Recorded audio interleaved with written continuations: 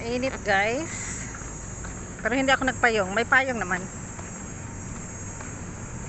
Painit lang sa hapon. Ano naman rin eh, ano na.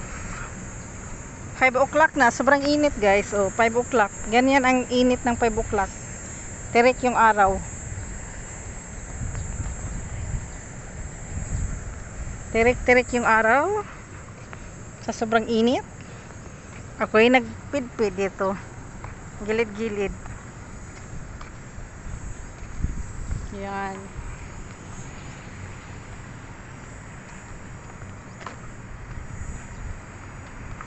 To try, and you let me cry.